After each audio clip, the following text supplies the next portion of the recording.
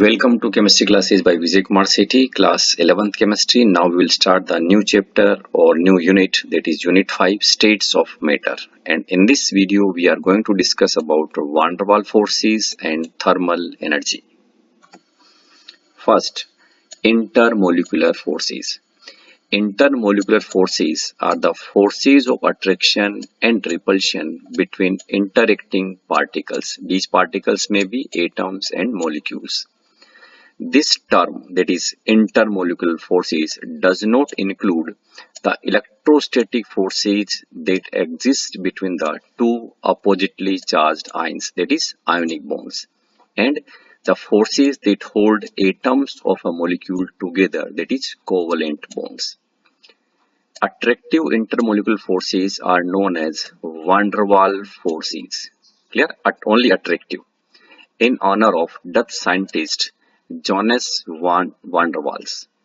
Van der Waals forces include dispersion force or London force, dipole-dipole forces, and dipole-induced dipole forces. Okay, there is also one hydrogen bond, but it is not considered as a van der Waals force. Again, there is also one force between dipole and ion. That is not a van der Waals force. Van der Waals force include only dispersion force or London force, dipole-dipole force, and dipole-induced dipole. Let us see one by one. First come to dispersion forces or London forces. This exists between atoms and non-polar molecules. Actually, atoms are also the non-polar. That's why in any non-polar species, this dispersion force or London force exists, which are electrically symmetrical and have no dipole moment because their electronic charge cloud is symmetrically distributed. Now consider two atoms A and B in the close vicinity of each other, in which electron charge cloud is symmetrically distributed like this. This is atom A, symmetrical distribution of electronic charge. In atom B, again symmetrical distribution of electronic charge cloud. For a moment, electronic charge distribution in one of the atoms, say A, becomes unsymmetrical. That is, the charge cloud is more on one side than the other. This results in the development of instantaneous dipole on the atom A for a very short time. You can see this. In this atom, for an instant, for a moment, the charge cloud distribution becomes unsymmetrical, and one end becomes positive charge and one end becomes negatively charged. Okay, and this is called instantaneous dipole. This instantaneous dipole distorts the electron density of the other atom B, which is close to it, and as a consequence, a dipole is induced in the atom B. You can see this instantaneous dipole induce the dipole in another atom, that is B, which is in close vicinity of atom A. The attraction force between instantaneous dipole and induced dipole is known as dispersion force. Is that clear? This force of attraction was first proposed by German physicist Fritz London, and for this reason, force of attraction between two temporary dipoles is known as London force. These forces are always attractive, and interaction energy is inversely proportional to the sixth power of the distance between two interacting particles, that is 1 by r power 6, where r is the distance between two particles. These forces are important only at short distance, that is about 500 picometer. Now next come to dipole-dipole forces. Dipole-dipole forces act between the molecules possessing permanent dipole.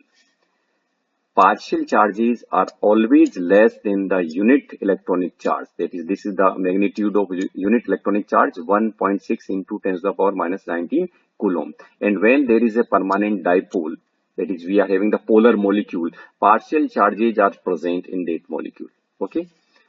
The polar molecule interact with the neighboring molecules. See, this is the example of HCl. This H is partial positive charge, Cl is partial negative charge. Okay, and the attraction force between this dipole and this dipole, this refer as a dipole-dipole forces. Okay. This interaction is stronger than the London force, but is weaker than ion-ion interaction because only partial charges are involved.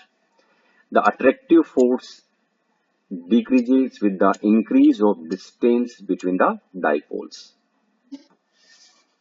Now see, again, we are continuing dipole-dipole forces. The interaction energy is inversely proportional to distance between polar molecules.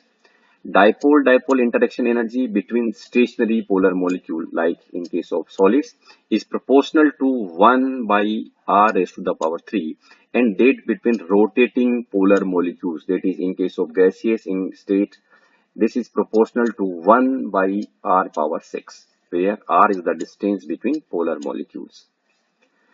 Besides dipole-dipole interaction, polar molecules can interact by London forces also. This cumulative effect is that the total intermolecular forces in polar molecules increase. Okay.